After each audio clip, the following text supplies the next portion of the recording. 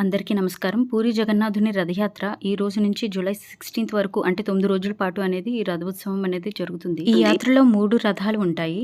ఒకటి జగన్నాథునిది, తన సోదరుడు బలరాముడిది, తన సోదరి సుభద్రాదేవిది. అయితే ముఖాలు మాత్రమే విగ్రహానికి ఎందుకు అలా ఉంటాయి అనంటే, విశ్వకర్మ విగ్రహాలను తయారు చేస్తున్నప్పుడు తన పనికి ఎవరు ఎటువంటి ఆటంకం కలిగించకూడదని షరతు పెట్టి తన గదిలో అంటే తన ప్లేస్‌లోని ఒక విగ్రహాన్ని తయారు చేస్తూ ఉంటారు.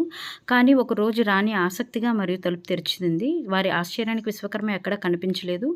సో, జగన్నాథుడు, బలభద్రుడు మరి దేవి సుభద్ర యొక్క అసంపూర్ణ విగ్రహాలే ఇప్పుడు ఇలా మనకి దర్శనమిస్తున్నాయన్నమాట. అలాగే ఈ యాత్రలో రథాన్ని లాగడానికి భక్తులు ఎందుకు అంత ఇంట్రెస్ట్ చూపిస్తారంటే, సో ఇలా రథాన్ని లాగడం వల్ల వాళ్ళ పాపాలు అన్నీ పోతాయనేసి వాళ్ళ నమ్మకం. అయితే పూరి జగన్నాథుని రథయాత్ర అనేది 12వ శతాబ్దం నుంచి స్టార్ట్ అయింది. సో ఇంకా మీకు ఇలాంటి ఇంట్రెస్టింగ్ వీడియోస్ పెడతాను. So please